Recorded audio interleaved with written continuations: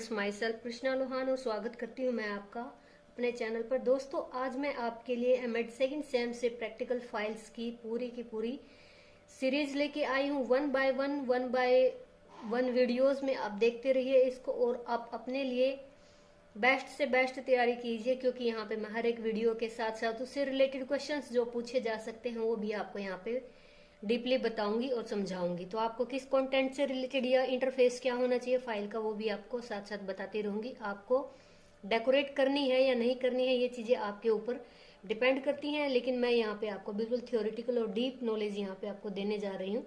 तो यहाँ पे आप देखिए, आप इंटरफेस बिल्कुल जो है सिंपल भी रख सकते हैं, चाहे तो आप इसको डेकोरेट भी कर सकते हैं कवरिंग करके। फर्स्ट फाइल मैं आपको यहाँ पे दिखा रही हूँ, तो ये है एकेडमिक राइटिंग स्किल वर्कशॉप। तो ये आपकी फर्स्ट प्रैक्टिकल है एमएड सेकंड सेम से। तो इसको आप किसी भी तरीके से सजा के लिख सकते हैं, जो भी आपकी इच्छा है उस हिसाब से आप लिख सकते हैं। यहाँ पे कॉलेज का नाम डाल सकते हैं। After then you can write your practicals name.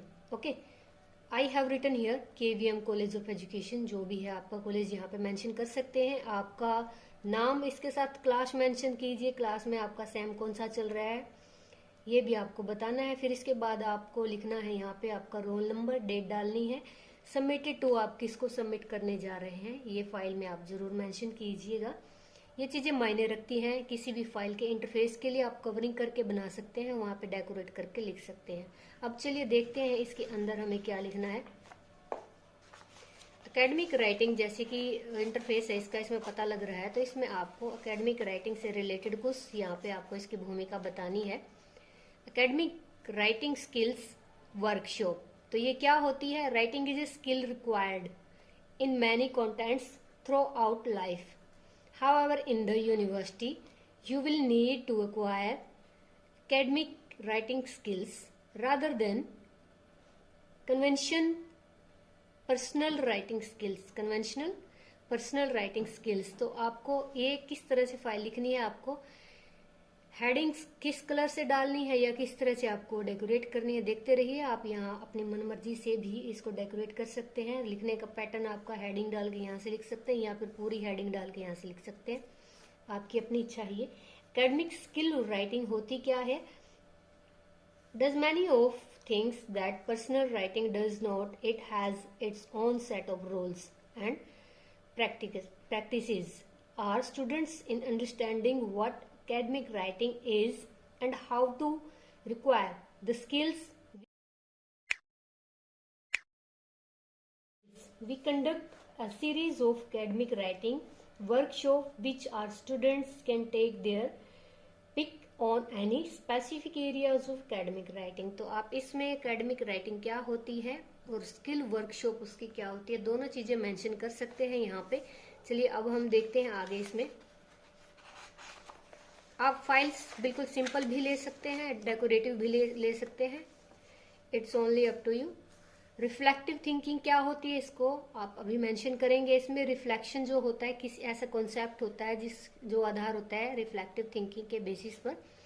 And in most general sense में is the cognitive inquiry process that contains analyzing and finding ways which will be lead to production of new knowledge and experience in the context of previous knowledge and development of alternative ways. तो आपको इसमें बताना है reflective thinking क्या होती है।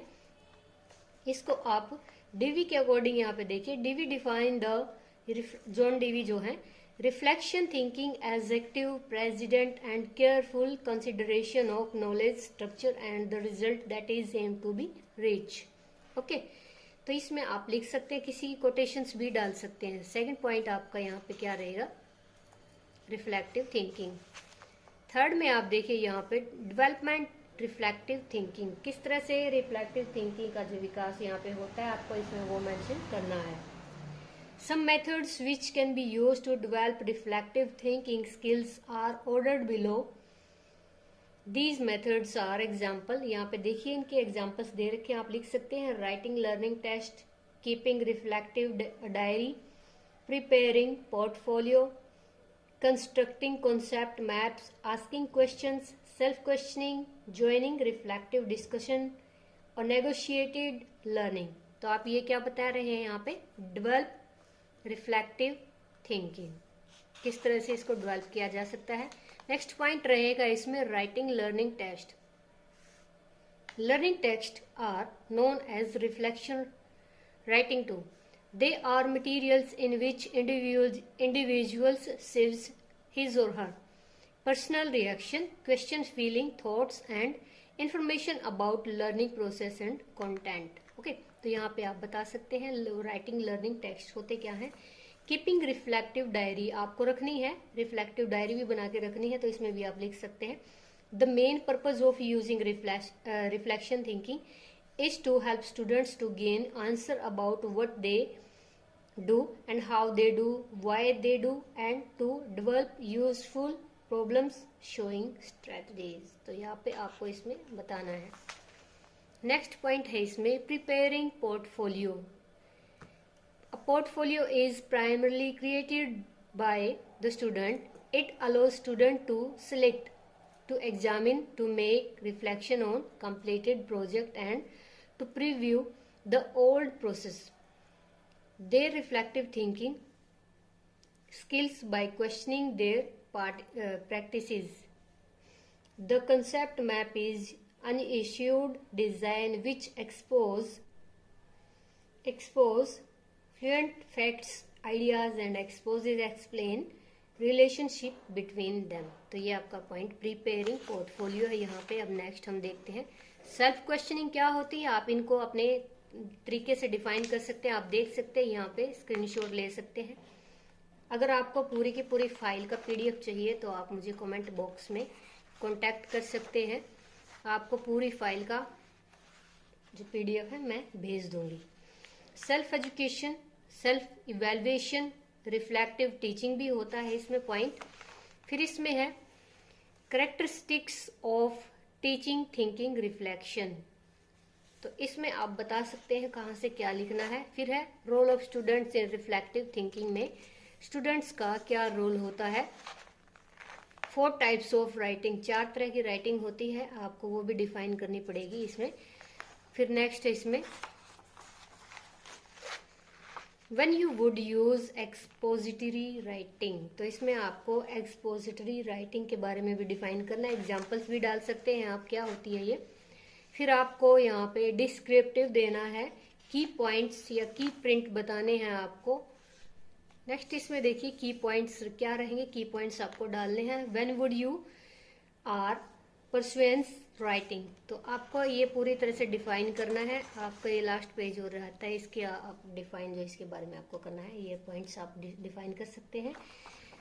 आप इसको लास्ट में, लास्ट पेज पर भी आप इसको डेकोरेट कर सकते हैं अगर आप चाहते हैं कि आपकी फाइल्स जो है अच्छे मार्क्स लेके आए। मेनली तो इसमें से जो क्वेश्चंस पूछे जा सकते हैं एक्सपोजिटरी राइटिंग क्या होती है या रिफ्लेक्टिव थिंकिंग क्या होती है, की पॉइंट्स उसके क्या होते हैं, उनको किस तरह से डेवलप किया जा सकता है, ये पूछा जाएगा। इसमें मेनली क्वेश्चंस यही बनेंगे, आप देखिए यहाँ पे। और फिर ये पूछा जा सकता है इनको डेवलप करने की जो विधियां हैं या मेथड्स हैं वो कौन से हैं, किस तरह से आप इनको अप्लाई कर सकते हैं।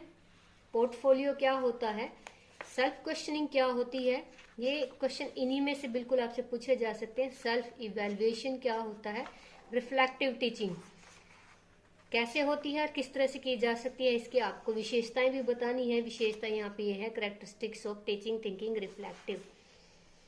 ये सारे क्वेश्चंस आप इनमें से ही आपसे पूछे जाएंगे। मोस्ट इंपॉर्टेंट तो क्वेश्चंस यही हैं। एकेडमिक राइटिंग स्किल वर्कशॉप से रिलेटेड ये आपकी फाइल है।